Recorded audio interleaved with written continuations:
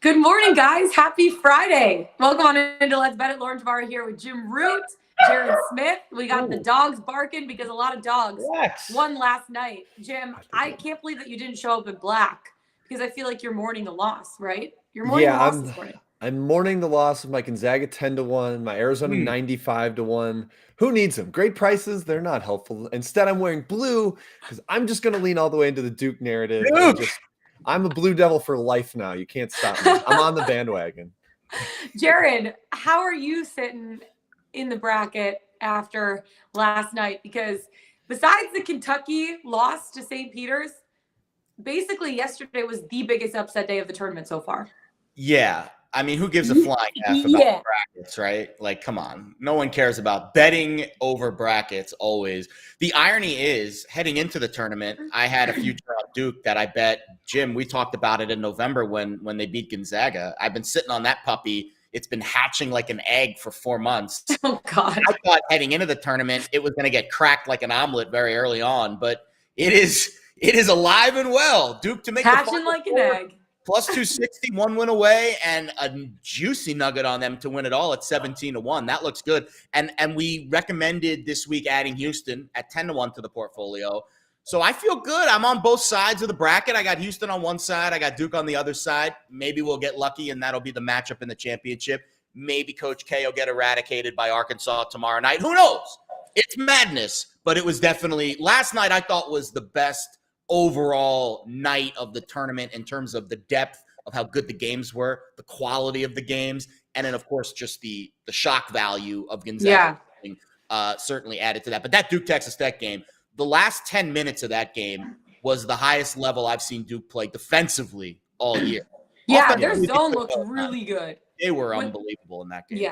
Yeah. They looked really, really good. I'm actually kind of like – and then hearing from Coach K post-game, I'm like, I love this guy. This guy, he's a good dude. What a good dude. Just like crying, like loving his team. It's always been Duke. It's always been Duke. It's always been them. We got 4 more games tonight, and hopefully they're going to be just as exciting. So we're going to break down the Sweet 16. Then we'll let Jim go. We'll talk a little NHL Ice talk before we get into our best bets of the day and the Pickswise 3-star play of the day. So let's get right into it. First game, St. Peter's taking on Purdue. Jim, I'll let you go first because the spread for this game is really big. You're leading Purdue laying the points like myself. Yeah, I'm leaning towards the Boilers. I can't ignore the matchup here. I would say yesterday I ignored the matchup a little on Houston, Arizona. Went a little with my heart of the 95-1, and I'm not doing that today. I'm going with the matchup. I think Purdue is going to dominate the paint. I know St. Peter's will probably double a ton in the post, but Purdue just has a ton of extra size. And it's not going to make people happy, but I think Purdue's going to shoot like 40 free throws again. It's just the statistics indicate it. St. Peter's is 348th in defensive foul rate. Purdue gets to the line a ton. I think they're going to live at the line again, and St. Peter's offense is going to struggle a little bit. So, yeah, I'm going to the Boilers minus 12.5. Big old favorite here. Big old favorite. Jared, I'm looking at our Google sheet right now. It says pass. Go Peacocks. Ugh, fine. I guess I'll bet Purdue laying 12.5 because both Jim and I are laying 12.5 with Purdue. I can't get you guys suckered me in. It's like that meme from The Godfather with Al Pacino.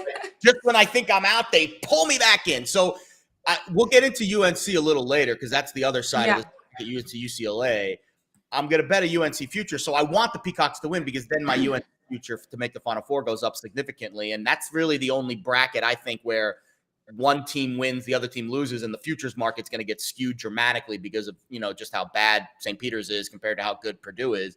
Yeah. But man, it's tough to see St. Peter's keeping this one close. So while I am hoping we get another ridiculous upset like St. Peter's has already given us, it is impossible to ignore the matchup. Purdue, as Jim is, if they shoot 40 free throws tonight, that would be their average for the tournament. They have 79 attempts through 2 games. That's about 40 per game. So that wouldn't be a surprise if he got 40 free throws in this game. Zach Edey has 22 attempts on his own. And when you look at Purdue, number 1 offense, they scored 93 on UNC. They scored 80 on Nova, 81 on Texas. They've scored big numbers on good teams this year. Yeah. Purdue isn't quite that. I know their defensive numbers are good, but I don't see how they keep up for the full 40 here. So if there's a play to be made, it is on Purdue, but I kind of hope the Peacocks win just for fun purposes. Yeah, I agree with you in this spot. I mean, you look at Purdue, they're ranked 2nd in Ken Palm in adjusted offensive efficiency, and that's the biggest thing for me in this spot. In addition to their free throw shooting, like you look at the Peacocks, they're the 3rd 15th seed to make it this far. They're currently on a 10-game win streak, but during the streak, they've only allowed teams to shoot 35.8% from the field. That's the best in the country. Kentucky, Murray State obviously didn't have an answer for it. They play like, if I were to compare it to something, they play like the loud drunk uncle at the party. They're just like scrappy. They're there. That they're there. But with Purdue's free throw shooting, like if you're going to score against one of the hottest interior defenses in the country, the way to do it is getting to the line. Purdue made 33 free throws against Texas, 27 against Yale. I think they're just going to dominate this game. Even though I want the Cocks to make it far, I think their streak ends tonight, guys. The Cocks are good against the number. That's the thing that scares me. Yeah. Won 9 straight, 22-9. They're the best remaining team percentage-wise covering the number this year in college basketball. And Purdue isn't good at covering the number. They're sub 500. Yeah. So that is the case for St. Peter's, but the other side of it is matchup-wise, it's a terrible matchup for them. Yeah. Let's take it into the luckiest team in the country, Providence, taking on the only number 1 seed left, Kansas Jayhawks. Jim, how are you leaning in this one? I'm taking Providence in the points. I got +7.5. Okay. I kind of throw out numbers and matchup with Providence. They've broken all of my normal angles for handicapping a game. They're just tenacious and feisty and scrappy, and they hang around. You said this about St. Peter's a little bit. This team is like they have an older starting lineup than the Oklahoma City Thunder. They are so veteran, experienced. It's absurd. So I have a tough time seeing them just going away and not competing in this one. I know it's starting to come down a little bit. I think it's 7 across the board now. Mm-hmm. So I'll take the 7.5. I'll get the touchdown, and I think the Friars just hang around and bother the Jayhawks all the way down the stretch. Jared, how do you feel about this one? Because I know you have a lot riding on Kansas right now, yeah? Yeah, I'm trying to do a middle here. I put Kansas in the Final Four. Dogs today, big time. Wow. Who let the dogs out? He's on one this morning. So Kansas is in the Final Four at -150. I have 2 units on that, and I'll come back and I'll shave a unit off of it by taking Providence 7.5. Actually, Caesars has a nice boost this morning, 16% for all college basketball games. So you pop that baby on it, and you get a plus money price on Providence at +7.5, which is one of the last remaining books that is offering 7.5. Jim is correct. I am starting to see this number come down. It is juiced to like -115 on FanDuel if you want the 7.5, and I'm seeing 7s across the board at Superbook and some of the other shops in Vegas. So definitely keep that in mind. Shop around for these numbers because you can get better numbers if you do your shopping accordingly. I will mention one other future that I am on with Kansas, and that is Remy Martin to be the most outstanding player in the tournament. I gave that out on the Pickswise Mega Show this week. He's the difference for this Kansas team. I saw 45-1 at FanDuel. Probably still around that price now, but now that Gonzaga's out, the equity for Kansas to win it all goes down. So that number probably will shrink before it gets longer. And if he continues to play 30 minutes like he did against Creighton, I don't see how he isn't right there with Abaji as their top 2 guys right now on this Kansas team that are really the difference makers. Abad struggled, though, in the tournament, so he needs to play better. And I think Providence is – listen, they were supposed to lose that game to Richmond, according to the shot quality, and they won by 28. So good luck figuring them out. And overall, it's Providence close, but Kansas probably wins. Here's the thing. Everyone's is taking Providence in the points right now. I'm fading the public, baby. I'm taking the Jayhawks laying the 7 points, okay? I think Providence, they've been one of the luckiest teams, right? They're always finding ways to squeak by, to get it done. They're finally going to meet their maker. 6th most efficient offense in the country, and they have the size, Kansas does, to hang with the Friars. I just think McCormick is going to smother Nate Watson. The Jayhawks are going to dominate the paint in a game like this. And Providence has had everything go their way this postseason. That does not continue tonight. Kansas is like the more unselfish team, in my opinion, and I just don't think Providence is going to intimidate them in this spot. Kansas shutting them down on all levels. They're going to keep Providence from getting hot beyond the arc. This is Kansas's time to shine, baby. Providence doesn't stand a chance. Jayhawks laying 7. Rock chalk. Jayhawk. KU. I think that's what they do, right? Does that sound like it? That was pretty good. Yeah. As a Mizzou fan, that was painful for me to listen to. Yeah. I think I hit that note, though. Nice vibrato, buddy. Okay, let's go on to one of my favorite games that I'm actually really looking forward to watching. UNC taking on UCLA. Battle of the syllables of the... What is the acronyms? Creation. The acronyms. Acronyms. What did I say? Battle of the syllables. Battle of the acronyms. Thank you, Jim. Thank you. Got you. Jim planting the seed of knowledge. Jim Root planting the seed of knowledge. There it is. There it is. Okay, so please save me, Jim. Who do you have in this one? I'm sitting on my hands in this one. That's the lamest answer possible, but I kind of wanted to take North Carolina. Jared, we talked about it on the Mega Show. Yeah. I was hoping that the 3 would pop when Jaquez was announced as in, and instead it's gone down to 2. So did not get the number I was looking for here. Value matters. I'm not going to just bet this just because I have a lean to North Carolina. So I'm sitting this one out. I do think Jaquez's ankle could be an issue. I saw him play earlier this season when he had ankle issues against Arizona, and he was not the same guy. So maybe that limits him. And UNC is just rolling right now. I would make a slight argument for them as the most impressive team in the first 2 rounds. Their performance were just like out of this world. But I can't take the number here. I'm just going to watch this one, and I have a couple bets on the final game of the night, so I'll save it for that. Okay, Jared, who you got?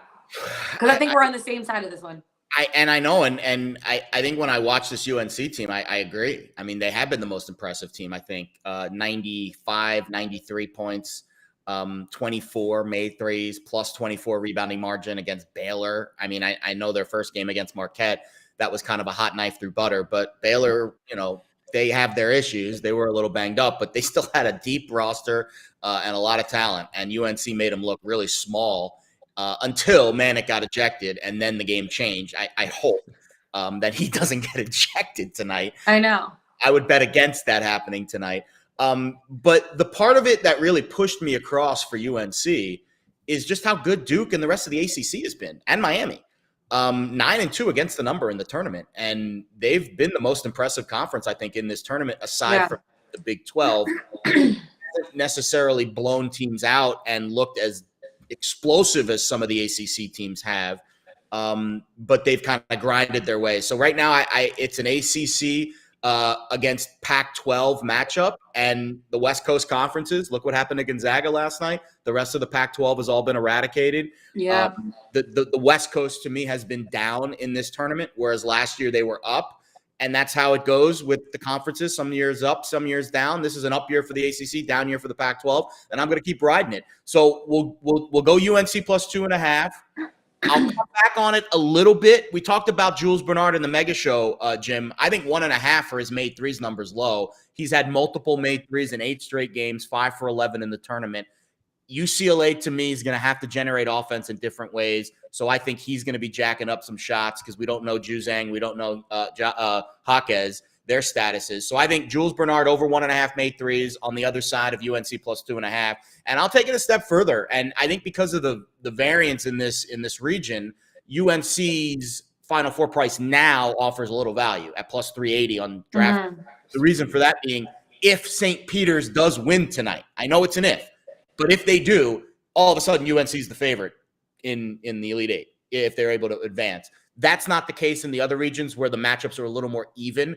Yeah. And that's where I would do the money line rollover. But in this case, because literally UNC could be a 10-point favorite in the Elite Eight if things break well for them tonight. I'll take a flyer on their Final Four price at plus 380. So we're kind of pushing our chips to the middle on the Tar Heels tonight. I like it. I'm going to save mine because this is my best bet of the day. But I'm leaning I'm not leaning UNC. I have a unit on UNC. So I'll wait for that for my best bet of the day because I want to get into the most boring game, in my opinion, of the night. Iowa State taking on Miami. Iowa State, kind of the Cinderella story, but there's a few Cinderella stories here. Jim, you like Miami in this spot, laying the points. I do. This is another matchup-based one. Miami, I think their guard trio is pretty much set up to combat exactly what Iowa State wants to do defensively. They want to force turnovers. They want to get you uncomfortable, speed you up. And Miami's guards are just too good for that. They take care of the ball. They'll get into the paint where they can finish against kind of a shaky interior defense for Iowa State. So I love the guard trio for Miami. And then I'm also taking the first half under here. I think it's going to come out and be a little bit ugly. I put 13-11, I think, or in the rundown, or somewhere I wrote that down. Yeah. Like after about 10 minutes, I think it'll be right around there. And both of the Iowa State games in the first two rounds of the tournament were like 14-12, 14-11 after 10 minutes. I think there's a weird feeling out process that goes on with their defense. Teams have to take a little bit to figure out what they're doing. And then Iowa State's half-court offense is just bad. It's just, there's no other way to put it. It's bad. I think they're going to struggle to score early. So I will take that first half under 62. Avoid any overtime possibilities. Avoid any late game fouling process. So those are my two bets for tonight, Jared. Love it. First half unders did well yesterday. Yes. I think they all cashed, right? 4-0? Yeah, I might be marrying first half unders. That's the reason I have money these days. Oh my gosh, congratulations, Jim. So cute. Jim's nickname in our little circle is the Undertaker. And that's, first of all, amazing wrestler. Second of all, tremendous pun there. So love it. And I love the Miami pick. I've been waffling on this game all week. On the Mega Show, I gave out a middle, which, give out a middle because the numbers have moved already. So it's not anything that our audience can bet. I finally am coming off the fence. It took me all week, but I'm finally removing the fence from my handicap here. And I sold my Iowa State bet last night, and I'm in on Miami now. I have plus one. It's a very favorable number. If you're betting it now, I probably wouldn't lay. It's 3 at a lot of spots. I would not lay 3. I probably would just bet the money line. I would play it around minus 140. I saw a couple of shops still offer that number. The turnovers really here is the difference. And I think that's where Miami's going to generate a lot of their offense tonight because they're not an explosive offensive team, but they're really disciplined. And they just do a really good job taking you out of what you like to do. And Iowa State, great story, inexperienced team, inexperienced head coach, first Sweet 16, big stage. I just don't see them performing up to the level that they're going to need to perform to tonight in order to take down a very disciplined team in Miami. And I like Jim Larrañaga as a head coach. I think he's about as strong as he gets. And I think Miami moves on. We'll see what happens from there. Yeah. But I think I agree with you. I also like Miami that they've been playing together for multiple seasons leading up to this tournament. They have the 18th most efficient offense right now. I know Iowa State has kind of struggled on offense. They won games because of their defense, but I think that their offense is officially going to let them down tonight. They won't be able to cover in the spot. The Hurricanes can score from inside, from outside. I don't think they're going to leave many points at the charity stripe either. They're going to take care of business. I like Miami laying 2.5 in this spot as well. Jim, thank you so much for joining us. We're going to talk to you again soon. More matchups heating up as we head into the weekend and next week. Have a good day and good luck with all your bets tonight. Thank you for having me. Appreciate it. Thank you. Jim Root planting the seed of knowledge for us when it comes to the over 1.5. Day 2. Ticket on the pun joke, you cash. Over 1.5. Jim Root planting puns for the day. Cash it. Over 1.5 planting puns, baby. You got to get them in there. You got to. Got to get them in. Okay, before we get to our best bets of the day, I know we're on the same NHL play of the day. So let's get into our ice picks. I like the Pens taking on the Rangers. I know you're tailing me in this spot. Rangers money line at plus 105. I bet it this morning on FanDuel. This is a matchup for me of two teams that are guaranteed playoff spots at this point, right? They're both within striking distance of the Canes for the top spot in the Metro. The Pens are playing their third game in 4 nights. They're going to have some heavy legs. I know the Rangers, they've been sitting on that bitter taste in their mouth after coming off of an absolute drubbing by the New Jersey Devils, which aren't that great of a team this season. And this is after they acquired 3 new players for their team, and Andrew Kopp, Tyler Mott, and who else did they get? They got somebody else. I can't remember right off the top of my head. But there's lots of talent for this game on both sides of the ice, including 2 incredible goaltenders. Playing at home, I think this is going to be the slight edge for the Rangers in this spot because they're 2 very similar teams. But the Rangers are 26-3 at home. The Pens, I know they're also good on the road. They're 21-7-5. But they're battling fatigue right now, playing a lot over the last 4 nights. It's a razor thin edge for me, but I'm leaning towards the Rangers to get it done. They want to put some distance between themselves and the Caps to remain in a guaranteed playoff spot at this point. And they also want to bounce back, like I was saying, from that bad loss against the New Jersey Devils. Right now, offensively, they're okay, averaging 2.85 goals per game, but they're 4th in the league in goals against. They're only giving up 2.58 goals against. Shesterkin is going to be back in between the pipes for them tonight. I just like the Rangers in this spot, and you're feeling it too. Yeah, I mean, anytime Shesterkin has a plus sign you love it next to his name, it's an auto bet at this point. It's Click, an absolute auto bet anytime Shesterkin's a dog. And then you throw in the fact that the Penguins played last night, right? And they lost. No, they won. The Sabres. This will be the 3rd game in 4 nights. Yeah, they played. Excuse me, they didn't play last night. They did play 2 nights ago. 2 nights ago. Yeah. And they lost to the Sabres in penalties. So they still got a point out of it. And the Rangers, it's kind of funny. I have a friend that works for the Devils, and I messaged her the night that they played the Rangers, and I was like, "Go Rangers!" And she's like, "Sure, you want to reassess that stance there as a Rangers fan." I was throwing some shade, and the Rangers got smacked in that game. Absolutely smacked. Really hard. Probably their worst loss. Yeah. And that, to me, that's a bounce back situation now. So we get a Rangers team where Shesterkin just got his butt kicked by a rival, an in-state, or I guess technically not an in-state rival, but you get the idea. And now we get him as a dog against the Penguins team that, as you said, tired legs. It's an easy bet tonight, I think, on the Rangers. Yeah, I like it, Jared. I like it. So we're both on the Rangers money line tonight, plus 105, as we get into our Pickswise 3-star play of the day from the website. Who we got? I'm assuming we have a few today. Actually, we don't. Really? Yeah, we do have a play. We don't have a ton. We don't have any college basketball plays, actually, but we do have Mark Lammy has a Flyers abs bet. And also Philip Tomich has this is the Lauren Jabbar 3-star day, a play on the Pistons. Taking on I can't see who they're facing because my thing just screened. Oh, the Wizards. But Pistons also, have been incredible against the number, I will say. They really have. Also, we need to shout out Scal, who came on the show. I was off on Wednesday, but he came on Wednesday night, Wednesday morning, and then gave out 2 dogs. Pistons +5, Warriors +7-ish, I think. I forget the number. Both dogs won by double digits. Yeah, a lot. Impressive stuff. So Scal gets the Dog of the Week award. Was currently held by my dog, but I guess Scal will take over the reins.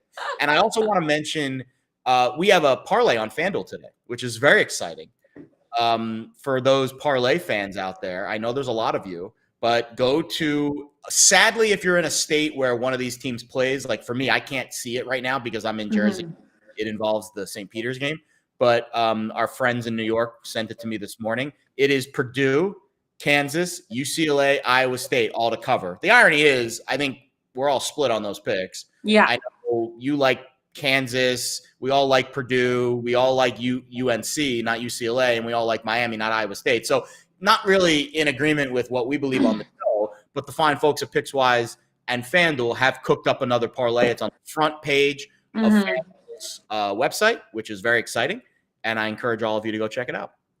Speaking of that UNC-UCLA game, I know that's both of our best bets of the day. So I'll go first since I didn't break it down when Jim was on. But I just really like UNC in this spot, +2.5. I'm also putting it on the money line sprinkle. Like, I know right now UCLA, they're ranked top 15 on both sides of the ball in KenPom, right? UNC, they torched Marquette.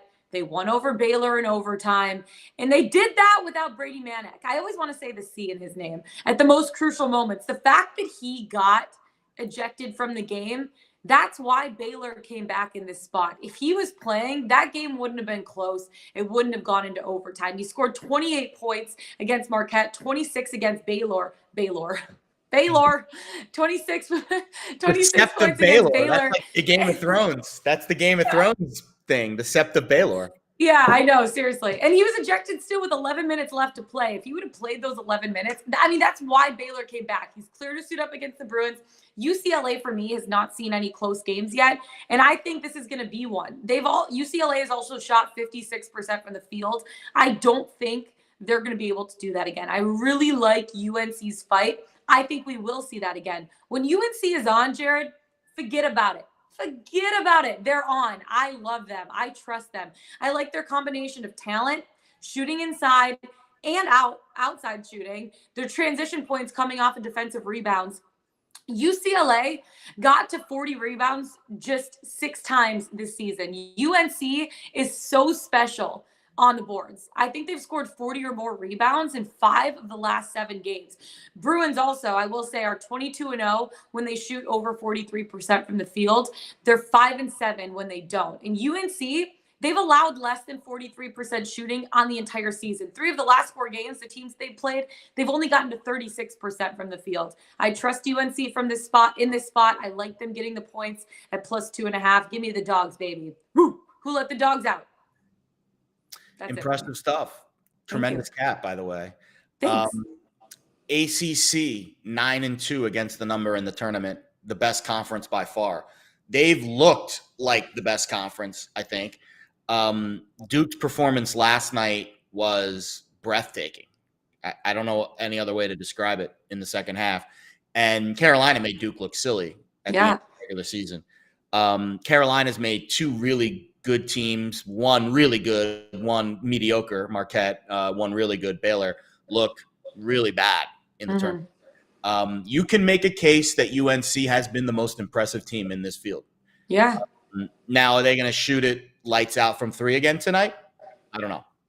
To me, that's going to be the difference in this game. But when you look at what UCLA is doing right now, barely scraped by Akron, nice performance against St. Mary's, played really well defensively, but lost their best overall player to an injury. I don't know his status. Both Juzang and Jaquez are both banged up. They've both been banged up all season. And now you're facing a physical, fast, aggressive UNC team that is going to get up and down and run and play a very different style than what you're used to playing in the Pac-12, which is a slow, grind it out, try to make some shots down the stretch and play defense kind of style. UNC doesn't care really defensively. I mean, their defensive numbers are average this year, maybe slightly above average. But UNC is a run-and-gun team that gets up and down the floor and makes a bunch of shots. Now, they do have an inside presence. You mentioned Manick. I'll mention Armando Bacot, too, who I think has been a beast in this tournament. And I think both of them combined, especially if Jaquez and Juzang are a little bit limpy, McLimperson, those 2 guys I think are going to have success in this game.